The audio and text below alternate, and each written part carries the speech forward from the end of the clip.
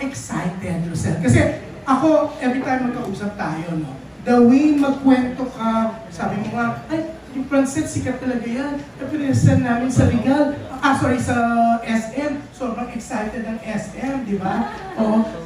So, magkwento ka, Rosel, kasi, yun nga.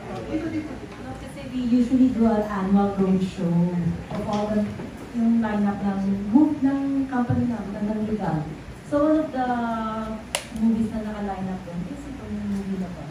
And when they saw it, they applauded. Wow, sabi ko, ang galing na, pati mga cinema bookers from SM, ang kasama kasi doon, most of them are managers of the whole SM cinemas. Mga iba't ibang branches, all over, nationwide. So, this was exclusively done for them.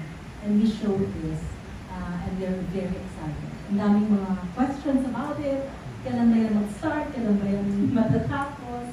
Kasi also the cinemas now, they find it very low in supply in Tagalog movies actually.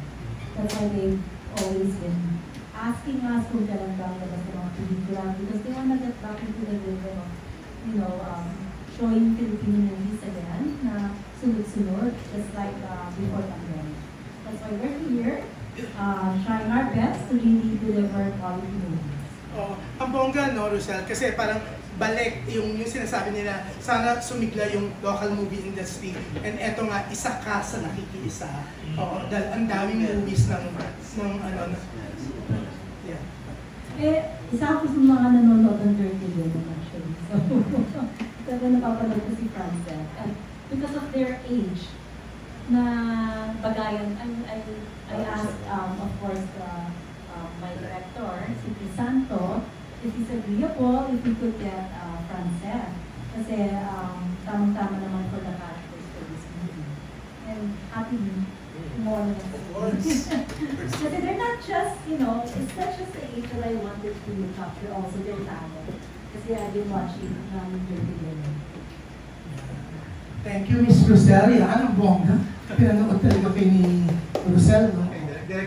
Kasi ang age nila dito, dahil graduate na yung may character nila. So, medyo mature na rin ang mga age nila. Yeah, 21. 21. So, 21. Dito ba sa storya, ano ba pwedeng pinaka-pilik na pwede na magawa? Like, pwede na ba sila magkaroon ng kissing scenes? Sabi mo, it's about time. Ay, ano lang pinakata ni Friends?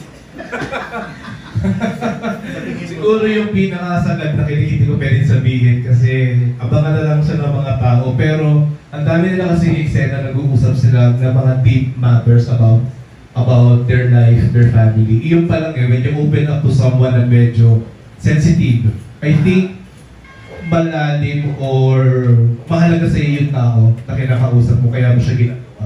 So nabuo yung ganong bonding nila sa storya ng pelikula. Kasi malalalim na yung pinag-uusapan nila. I mean, you cannot tell a very deep things about yourself to someone else kung stranger siya.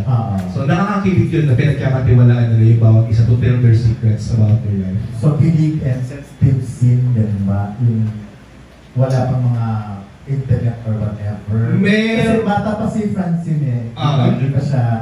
Meron. Maraming mga kilig moments na makikita yung mga fans. Siyempre, hindi mawawala yun. Kasi love din tong ating katabi.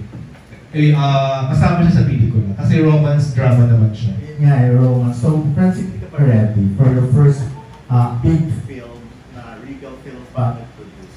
Hindi ka pa handa sa ganon. Sa kissing scene, if ever lang. Hindi pa po.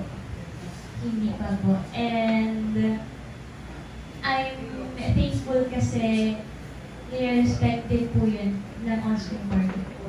So, malaking bagay po yun para sa akin. Sa follow-up na rin po, siguro alam din po ng management namin kung kailan yung tamang panahon.